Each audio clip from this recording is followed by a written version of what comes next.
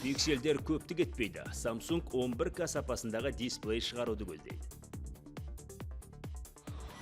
Робосусын роботталған үй жануары мен робо-экзоқаңқа. Инна робо көрмесі келушілерді несімен таңғалдырды. Армысыздар, бұл Planet бағдарламасының кезекті шығарылымы. Әдеттегідей жаңа технологиялар, концепттер мен гаджеттер жайлы. Хабарды пикселдер саны артады деген ақпардан бастаймыз. Кейін бірер жылда адамзатқа көмекке келетін роботтар жайлы ақпаратқа қанық боласыздар.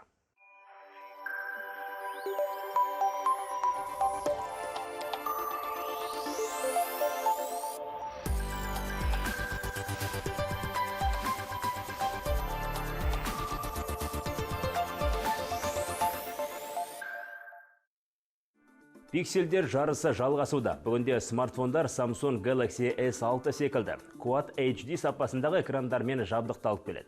Алайда оңтүстік корейлік корпорация осымен шектеліп қалмақ емес. Мұндағылар пикселге лық толы дисплейдің кезекті үлгісін өндіріске дайындап жатыр.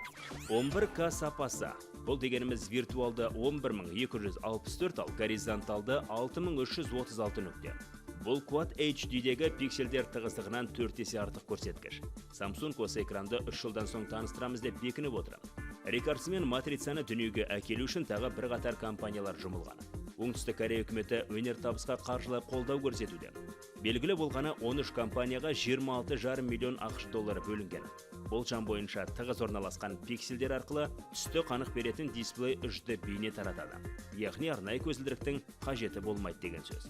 Құрастырушылардың сөзіне сенсек, 11K сапасындағы экран Пхенчхан қаласында өтетін Олимпиада ойындары қарсаңында өндіріске жіберіледі.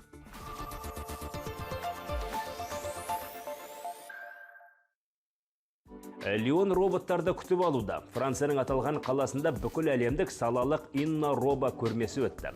Шара барысында 20 елдің қатысушылары 500-ге тарта құлтемірдің тұсауын кесіп, келушілердің назарына ұсынды. Көрмеде адам мен құлтемір арасында берік достық қарым-қатынас қалыптастыратын гуманоидты роботтармен қатар жұмсақ және өте тартымды теңіз мысықтары да болды.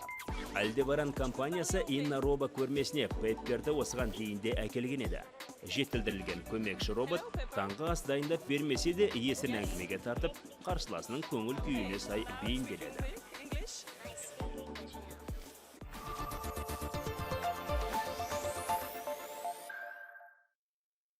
Шарада жаңа өнімдерде көптеп таныстырылды. Пеппердің қолынан келмеген іс-әрекетті Кука деп аталатын бармен робо қол меңгерген.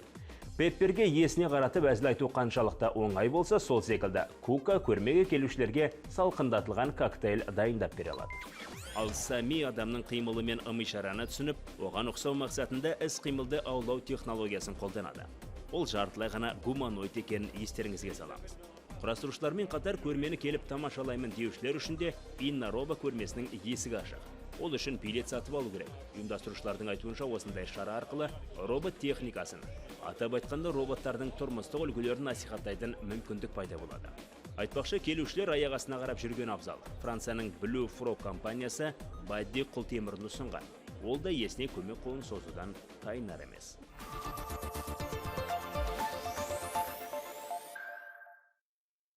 Тұрмыста көмек көрсетіп, көңіл көтерумен қатар роботтар түрлі саладағы әргелкі функцияларды атқара алады. Құрастырушылар арнайы күзет құлтемірлерін тіпті экзоқаңқаларын әкелген. Олар матрица фильміндегідей әскери лазермен жабдықталған үлгілер емес, керісінше түрлі жарақат пен операциялардан кейін тез айығып кетуге көмектесетін модельдер. Ортопед хирургтар экзоэтлит Мәскеу фирмасының өніміне қызығушылық танытуда. Бұл арнайы экзоқаңқа. Оның негізгі міндеті медициналық сауықтыру мен әлеуметтік бейімдеу. Инна робо қонақтардың көңілін елжіреткен құлтемірлер де болды. Паро теңіз мысығына ұқсайды. Ақ түсті жұмсақ дөңгелек қара көзді жануар. Оны Жапонияның Аист фирмасы құрастырған. Негізінен терапевтикалық мақсатта қолданылуы тиіс. Алайда көрмеге келушілер оны үй жануарына айналдыруға болатынын айтады.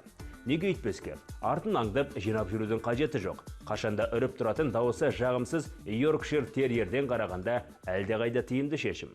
Әзірге осы. Planet бағдарламасының әрбір шығарылымын 24 KZ арнасының сайтынан табасыз. Келесі жүздескенше онлайнда бір болайық.